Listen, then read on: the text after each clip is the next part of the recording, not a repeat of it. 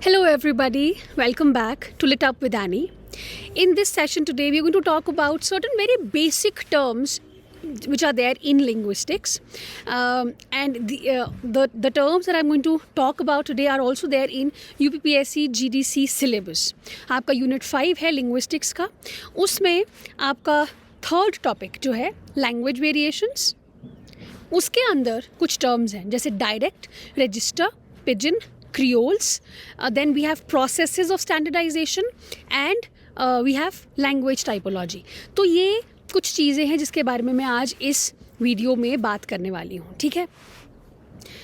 If you wish to join the full course for UPPSC GDC और UGC NET, UGC NET का हम शुरू करने वाले हैं. UPPSC GDC is ongoing course, तो you can join and you can get in touch with me for more details.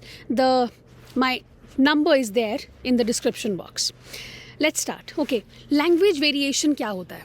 Language variation होता है अलग, जैसे लैंग्वेजेस हैं बहुत सारी, उनके बीच में क्या क्या डिफरेंसेस हैं बेस्ड ऑन रीजन या बेस्ड ऑन सोशल ग्रुप या based on situation, based on purpose. Linguistics study these things to these language variations को स्टडी करते हैं लिंग्विस्ट्स, ताकि वो समझ पाएँ कि how language adopts to context, to culture and community. जैसे आप अपने घर का एग्जाम्पल ले लो. आपका घर है और यहाँ से आगे 5 किलोमीटर्स चले जाओ, आपके घर में जो लैंग्वेज बोली जाती है 5 किलोमीटर्स दूर जो लैंग्वेज बोली जाती है, चाहे लैंग्वेज का बेस सेम हो but there are different variations in language, है ना. कहते हैं ना, इनफैक्ट घर से घर भी वेरिएशंस आ जाती हैं लैंग्वेज में. तो वही है लैंग्वेज वेरिएशन, जो ये स्टडी करते हैं कि चाहे वो कॉन्टेक्स्ट पे बेस्ड हो या सोशल ग्रुप्स पे बेस्ड हो या किसी सिचुएशन पे बेस्ड हो या कोई भी पर्पस हो, कोई भी कल्चरल पर्पस हो, लैंग्वेज कैसे वेरी करती है. तो सबसे पहला टर्म है इसमें डायरेक्ट, जिसको हम डायरेक्ट वेरिएशन भी कहते हैं, या डायलेक्ट. डायलेक्ट सबको पता है ना क्या होता है. डायलेक्ट एक वैरायटी है लैंग्वेज का, spoken in a particular region by a particular social group. इसमें अपनी वोकैबुलरी होती है, इसमें अपना प्रोनाउंसिएशन होता है, अपना ग्रामर होता है.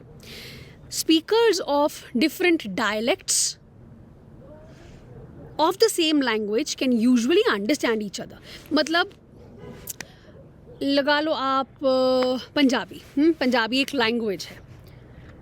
अब पंजाबी के अंदर अलग अलग घरों में भी डिफरेंट टाइप्स ऑफ पंजाबीज़ बोली जाती हैं, डायलेक्ट्स हैं. अब हिंदी एक लैंग्वेज है ना.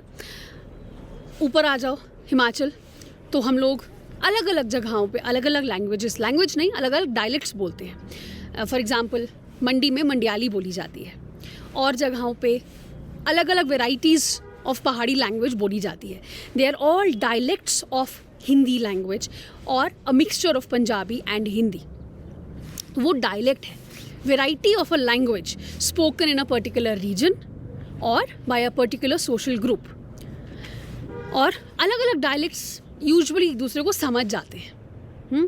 जैसे British English versus American English, regional dialects in India.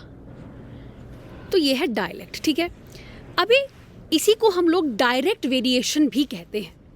Direct variation is used to refer to dialectical differences in linguistics. Alright. दूसरा टर्म जो हम बात करने वाले हैं वो है रजिस्टर. रजिस्टर क्या होता है? Register is a variation in language depending on social context, purpose और ऑडियंस.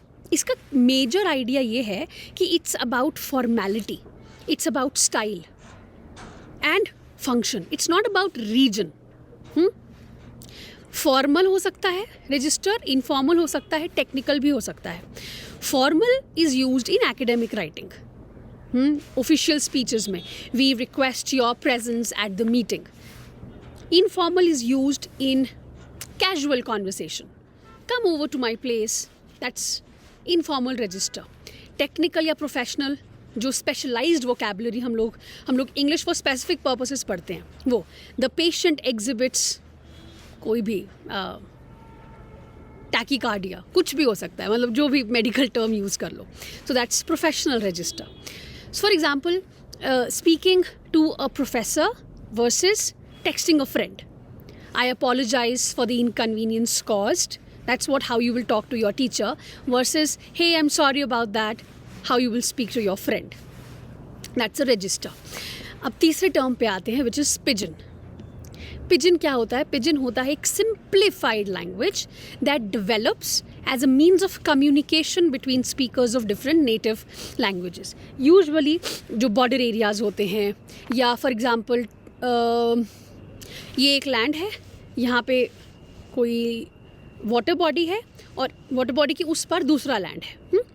अब इन्होंने ट्रेड करना है, दोनों पार्ट्स के जो बॉर्डर पे एरियाज़ हैं इन्होंने ट्रेड करना है आपस में, लेकिन इनकी अपनी अपनी लैंग्वेजेस हैं दोनों रीजन्स की. ट्रेड करने के लिए ये लोग कुछ सिंप्लीफाइड वोकैबुलरी यूज़ करेंगे एंड धीरे धीरे धीरे धीरे that's what will develop as a means of communication between speakers of different native languages. तो इसमें बहुत limited vocabulary होती है और बहुत simplified grammar होता है. इसका कोई native speaker नहीं होता. Please remember, Pidgin will not have a native speaker. It is only used as a second language for communication. जैसे West African Pidgin English, Yui, Sabi, speak ऐसे कुछ वो बोलते हैं. Do you know how to speak? इसी के बाद बनता है क्रियोल. जब ये पिजन लैंग्वेज सिंप्लीफाइड वोकैबुलरी का लैंग्वेज है जो दोनों बॉर्डर एरियाज़ के लोग बोलना शुरू कर देते हैं एंड ओवर द टाइम इतना ज़्यादा बोलना शुरू कर देते हैं कि इनके जो बच्चे हैं वो इसी लैंग्वेज को अपना लें, तब वो जाके पिजन से क्रियोल बन जाती है. It's a fully developed language that evolves from a pidgin when it becomes a mother tongue of a community.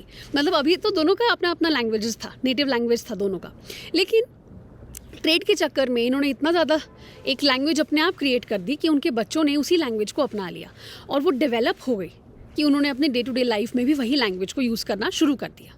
तब वो क्रियोल बन जाती है. It becomes the mother tongue of a community. तो अब इसमें पिजन से ज़्यादा एक्सपैंडेड वोकैबुलरी होगा, ग्रामर होगा. It's used in all aspects of life, not just trade और कॉन्टैक्ट. एग्जाम्पल हेशियन क्रियोल है या जमैकन क्रियोल है. जमैकन क्रियोल आया इंग्लिश से, English plus West African languages से बना. ठीक है, तो मेजर डिफरेंसेस देख लो. Pidgin is the second language only. Creole becomes the mother tongue of a community. Pidgin की grammar is simplified, Creole का fully developed है. Vocabulary Pidgin की limited है, Creole की expanded है. और examples तो बहुत सारे हैं, आप लोग लिखो comment section में. ठीक है, एक quick summary करते हैं. Dialect या direct variation क्या होता है? Regional या फिर social variety language की. रजिस्टर क्या है? Contextual variety which is based on situation, based on audience, based on a purpose. Pidgin simplified contact language for communication between groups. Creole evolved pidgin that becomes a native language. तो ये 4 terms हो गई. इसके बाद हम 2 और चीज़ों की बात करेंगे. पहली है process of standardisation of language. ठीक है, स्टैंडर्डाइजेशन क्या होता है? स्टैंडर्डाइजेशन एक प्रोसेस होता है जिसमें एक लैंग्वेज डेवलप करती है एक एक्सेप्टेड फॉर्म. मतलब अभी हो सकता है जैसे हरियाणवी है, हरियाणवी डायलेक्ट है, लैंग्वेज नहीं है, उसका स्क्रिप्ट नहीं है, लेकिन if it were to form a script of its own, एक यूनिफॉर्म एक एक्सेप्टेड फॉर्म में वो आ जाए, तब उसको हम कहेंगे कि ये स्टैंडर्डाइज्ड लैंग्वेज बन गई है. तो standardisation is a process by which a language develops a uniform accepted form that is used in official communications, education, literature, and it helps a language become codified. Script बन जाती है, consistent and also widely intelligible. लोगों को समझ में आने लगेगी. अब इसका प्रोसेस क्या होता है? कैसे एक लैंग्वेज जो है वो स्टैंडर्डाइज होती है? तो सबसे पहला है सिलेक्शन. चूजिंग वन डायलेक्ट और a variety of a language to become the standard form. पहले तो आपने सिलेक्ट करना है. यूजुअली जो डायलेक्ट है पॉलिटिकली, इकोनॉमिकली या कल्चरली डोमिनेंट ग्रुप्स से ही सिलेक्ट किया जाता है. For example standard English is based mainly on London dialect. दूसरा प्रोसेस इसका आता है codification. Writing down the rules of a language dictionaries बनेंगी, ग्रामर बुक्स बनेंगी, स्टाइल गाइड्स बनेगा. It ensures consistent spelling, grammar and usage. लेकिन अब जैसे आप देखोगे, आप जब डायलेक्ट्स होते हैं ना, तो एक पर्टिकुलर ग्रुप किसी तरह से प्रोनाउंस कर रहा है, कोई दूसरा पर्टिकुलर ग्रुप किसी और तरह से प्रोनाउंस कर रहा है, तो ये बहुत कई बार it's a matter of conflict also. No, this is not pronounced like this. ये ड़ नहीं, ये ड प्रोनाउंस होगा. Certain things are there. लेकिन जब आप कोडिफाई कर रहे हो उसको, तो वो सब यूनिवर्सल हो जाएगा, जैसे कि सैमुअल जॉनसन की डिक्शनरी. थर्ड आता है elaboration of function, expanding the language scope to cover all domains of life. तो इतना लैंग्वेज का स्कोप बढ़ना चाहिए कि हर एक लोगों की दिनचर्या को वो कैप्चर कर सके. Science, law, education, literature, administration, ये सारी चीज़ें कैप्चर होनी चाहिए. For example, development of scientific vocabulary in English हुआ था जब साइंस का काफ़ी जब एडवांसमेंट होने लगा. उसके बाद फोर्थ चीज़ आती है acceptance. It's the wide spread use of standard form by the speech community. तो जब कम्युनिटी रिकग्नाइज करेगी उसको as the correct form of the language, तब एक्सेप्टेंस आता है. फिफ्थ है इम्प्लीमेंटेशन या फिर stabilisation. Teaching the standard form in schools, using it in official communication, media, literature. तो ओवर टाइम जो स्टैंडर्ड फॉर्म है, it becomes stable and it becomes prestigious. तो selection, codification, elaboration, acceptance and implementation. So these are the processes of standardization of a language. ठीक है. Fifth चीज़, जो last चीज़ मैं इस lecture में बताने वाली हूँ, वो है लैंग्वेज टाइपोलॉजी. लैंग्वेज टाइपोलॉजी होता है लैंग्वेजेस को क्लासिफाई करना. कैसे? उनके स्ट्रक्चरल फीचर्स पे बेस करके, हिस्टोरिकली नहीं या जेनेटिक रिलेशनशिप्स पे नहीं. Classification of languages based on their structural feature. Now what it does is it helps linguists compare languages across the world. ठीक है. What are the major types of typology? सबसे पहले morphological typology, जिसमें हम words के structure की बात करते हैं. So इसमें आता है isolating या analytic languages. Words are mostly free morphemes होते हैं, है ना. कोई छोटी थोड़ी सी इन्फ्लेक्शन होगा या नहीं होगा. For example Chinese, Vietnamese. फिर दूसरा आता है इसमें एग्लूटिनेटिव लैंग्वेजेस. वो क्या है? Words which are formed by stringing together morphemes, each with a single meaning, जैसे टर्किश में, जापानीज़. फिर आता है फ्यूजनल या inflectional languages. Morphemes may express multiple grammatical meanings. For example, Latin या Russian. फिर आता है polysynthetic languages. Words can incorporate several morphemes, including nouns and verbs, creating long words that express a whole sentence. और ठीक है, तो ये है मॉर्फोलॉजिकल टाइपोलॉजी की मॉर्फोलॉजी. वर्ड्स के स्ट्रक्चर पे हमने स्टडी करना है टाइपोलॉजी को. दूसरा आता है सिंटैक्टिक टाइपोलॉजी, कि वर्ड्स का ऑर्डर क्या है एक सेंटेंस में. Subject, verb, object. इंग्लिश और चाइनीज़ में ऐसा होता है. Subject, object, verb. जापानीज़ और हिंदी में वर्ब पहले, फिर सब्जेक्ट, फिर ऑब्जेक्ट. क्लासिकल अरबिक में या वेल्श में. सो सिंटैक्स के बेस पे. फिर आता है phonological typology based on sound. ठीक है, such as tone languages versus non tone languages. जैसे इंग्लिश नॉन टोनल है, Mandarin is a tonal language. और फिर कुछ अदर टाइपोलॉजीज, जैसे कि whether the language treats the subject of a transitive verb differently from the subject of an intransitive verb. इसको कहते हैं एर्गेटिविटी. थोड़ा ज़्यादा डीप में चला गया फिर. और इसी में एक आता है analytic versus synthetic distinctions. How a language expresses grammatical relationships, word order versus inflection. So this is the language typology. कोई भी चीज़ इसमें आपके लिए न्यू है. मैंने आपको वर्ड्स दिए हैं, उठाओ, सिंपल टर्म्स में एक बार पढ़ो and then you can come back once again. और if you are interested of course उसमें आप डिटेल में भी जा सकते हो. एक समरी करते हैं. स्टैंडर्डाइजेशन क्या हुआ?